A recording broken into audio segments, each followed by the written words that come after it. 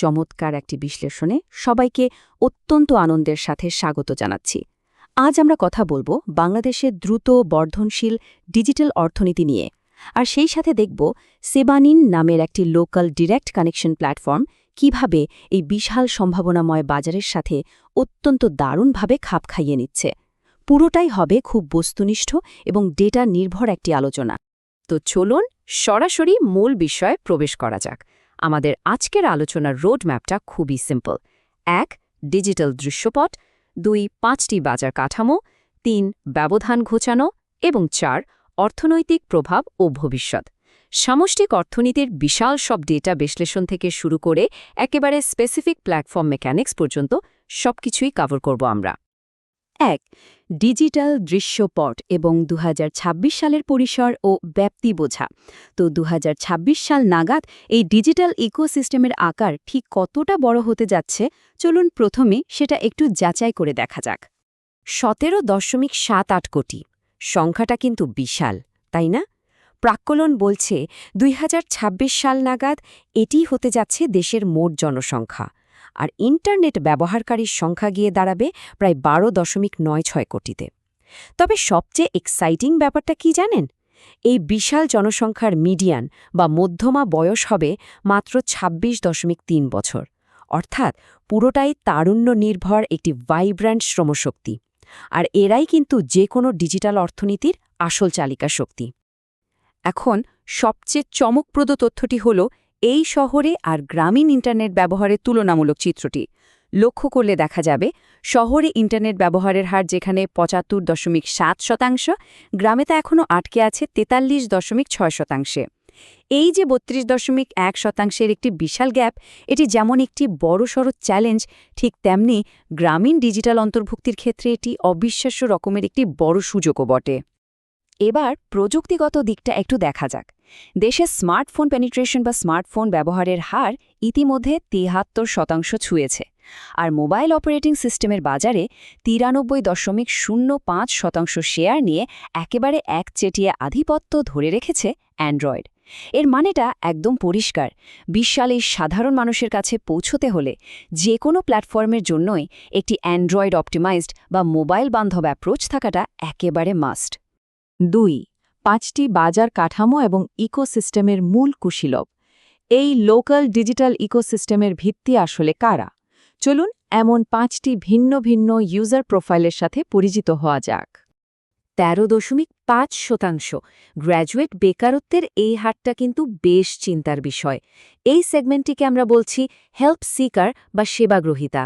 লাখ লাখ শিক্ষিত তরুণ আসলে এমন একটি প্ল্যাটফর্ম খুঁজছেন যার মাধ্যমে খুব সহজে চাকরির, টিউশন বা লোকাল যে কোনো সেবামূলক কাজের খোঁজ সরাসরি পাওয়া যায়। এরপরের সেগমেন্টটি হল ফ্রি প্রফেশনালস। বর্তমানে দেশে ১০ লাখেরও বেশি সক্রিয় ফ্রিল্যান্সার আছেন যারা নিয়মিত বৈদেশিক মুদ্রা আনছেন। অবাক করা বিষয় হল এদের ৭৮%-ই বয়স ১৮ থেকে ৩০-এর ঘরে। এই তরুণ প্রফেশনালদের নিজেদের পোর্টফোলিও শোকেস করতে এবং লোকাল ক্লায়েন্টদের সাথে কোনো বাধা ছাড়াই সরাসরি যোগাযোগের জন্য একটি দেশীয় মাধ্যম ভীষণ প্রয়োজন।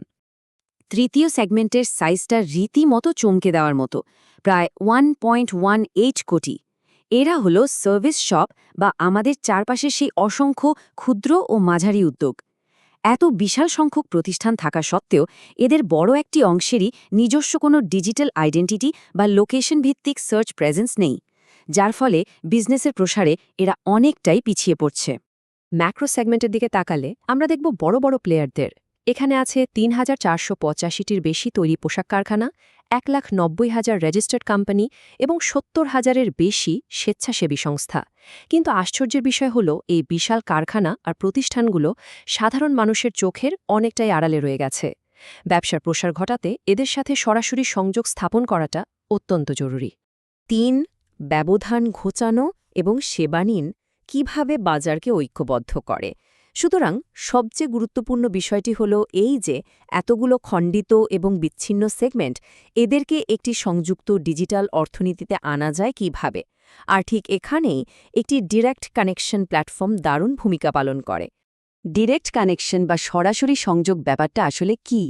একদম সহজ ভাষায় বললে এখানে কোনো মিডলম্যান বা মধ্যস্বত্বভোগী নেই।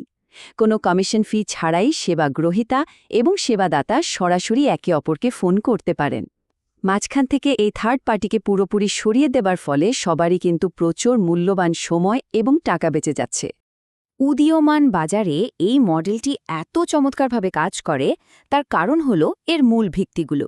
কমিশন মুক্ত অ্যাক্সেস আর সরাসরি ফোন কলের পাশাপাশি এখানে আছে প্রোফাইলের কালার আর ব্যাজ দিয়ে বিশ্বস্ততা যাচাইয়ের দারুণ একটা সিস্টেম। ইউজারদের সত্যিকারের রিভিউয়ের কারণে খারাপ সার্ভিস প্রোভাইডাররা এমনিতেই ফিল্টার আউট হয়ে যায়, ফলে তৈরি হয় দারুণ একটা ট্রাস্টেড ইকোসিস্টেম। আর এই বিষয়টি চমৎকারভাবে তুলে ধরে যে কিভাবে আমরা একটি ডিসকানেক্টেড বা বিচ্ছিন্ন অর্থনীতি থেকে একটি কানেক্টেড অর্থনীতিতে শিফট করছি। একসময় লোকাল উদ্যোগগুলো হিডেন ছিল, আধুনিক সার্ভিসগুলো ছিল শুধু শহরকেন্দ্রিক, কিন্তু এখন ডিজিটাল আইডেন্টিটির কারণে গ্রামের একজন প্রান্তিক কৃষক থেকে শুরু করে শহরের একজন টিউটর সবাই খুব সহজেই জিওগ্রাফিক বাউন্ডারি পার হতে পারছেন। 4. অর্থনৈতিক প্রভাব ও ভবিষ্যৎ এবং ডিজিটাল ব্লুপ্রিন্ট সম্প্রসারণ। চলুন পরের অংশে যাই এবং দেখি দেশজুড়ে সামগ্রিক অর্থনীতিতে এর সুদূরপ্রসারী প্রভাবটা কেমন হতে পারে। আমরা যদি অর্থনীতির সুদূরপ্রসারী প্রভাব বা রিপল ইফেক্টটি বিশ্লেষণ করি, তবে ফলাফলটি সত্যি অভাবনীয়। দেশের জিডিপিতে এই ক্ষুদ্র ও মাঝারি উদ্যোগগুলোর অবদান বর্তমানে প্রায় 25%। এখন চিন্তা করে দেখুন, যদি মাত্র 1% ক্ষুদ্র উদ্যোগও তাদের রিচ বা পরিধি 20% বাড়াতে পারে, তবে তার লোকাল অর্থনীতিতে আক্ষরিক অর্থে একটি নীরব বিপ্লব ঘটিয়ে দেবে। ফিউচার মনিটাইজেশন বা আয়ের রাস্তাটাও খুব ক্লিয়ার। প্রথমে এই সম্পূর্ণ কমিশনমুক্ত বেস মডেল দিয়ে সাধারণ ইউজারদের বিশাল একটি অংশকে অনবোর্ড করা হবে। এরপর বাজারে এর ব্যাপক গ্রহণযোগ্যতা তৈরি হলে আসবে প্রিমিয়াম সব ফিচার, যেমন ধরুন প্রিমিয়াম ভিজিবিলিটি, চ্যাট আনলক বা অ্যাডভান্সড অ্যানালিটিক্স, যা দীর্ঘমেয়াদে প্ল্যাটফর্মটিকে টেকসই এবং লাভজনক করে তুলবে।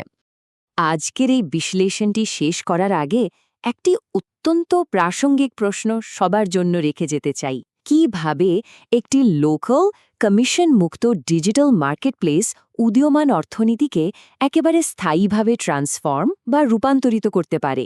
এই ডিরেক্ট কানেকশন প্ল্যাটফর্মগুলো যে শহর আর গ্রামের মাঝের অদৃশ্য দেয়ালটা চিরতরে ভেঙে দিতে পারে, সেই বিশাল সম্ভাবনাটি সত্যিই আমাদের সবাইকে নতুন করে ভাবতে বাধ্য করে।